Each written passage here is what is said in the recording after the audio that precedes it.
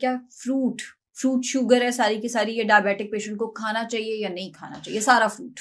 देखिए, फ्रूट्स में आपने देखना है ग्लाइसीमिक इंडेक्स और हम्म। Glycaemic load. हम्म। जिनका ग्लाइसीमिक इंडेक्स 50 से ज़्यादा है हम्म। और ग्लाइसीमिक लोड 10 से ज़्यादा है, हम्म। वो फ्रूट्स तो शुगर के पेशेंट के लिए फ्रेंडली नहीं कंसीडर होंगे। हम्म। नंबर 2, फ्रूट के जूसेस, जो ज़्यादा कॉन्सेप्ट है। लोग जूसेस मना करें, वो कहते हैं बाज़ार के नहीं तो घर में जूसेस निकाल रहे हैं। फ्रूट के जूसेस बेसिकली आप जब निकालते हैं जूस, तो वो फाइबर उसमें से निकल गया है। वो बिल्कुल बेसिकली प्योर ऐसे। शुगर बन गई है, वो भी आपके लिए प्रॉब्लम है। तो फ्रूट के ये कि फ्रूट को एज़ एन एंटरटेनमेंट लें। हमारे लोग फ्रूट को बेसिकली समझते हैं कि हमने खाया और इससे बड़े हम हेल्दी हम्म। हो गए। फ्रूट्स को एज़ एन एंटरटेनमेंट लें, एज़ अ स्नैक लें।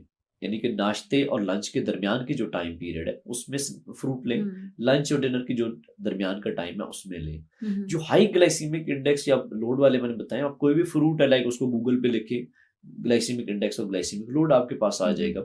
सेकंड, जो 3-4 फल हैं, इनका ज़्यादा है, स्पेशली जिसमें बनाना है, वाटरमेलन फैमिली या सारी खरबूजा, तरबूज, आम का मौसम हो, तो आम का ग्लाइसीमिक इंडेक्स ज़्यादा है। हम्म। तो इसके अलावा खजूरें, ये तकरीबन 3-4 फल आ जाते हैं जिनका ग्लाइसीमिक इंडेक्स और ग्लाइसीमिक लोड ज़्यादा है। बाकी ये एज़ एन एंटरटेनमेंट ज़रूर लें। हाँ, नाश्ते में फ्रूट ना लें। लोग हम्म। ज़्यादातर नाश्ते में फ्रूट लेते हैं, साथ जूसेस पीते हैं, तो जिससे उनकी शुगर लेवल कभी नीचे नहीं आते और उनकी दवाई फिर बढ़ती है और कहते हैं हमने तो कुछ ऐसा खाया ही नहीं जिससे हमारी शुगर बढ़े।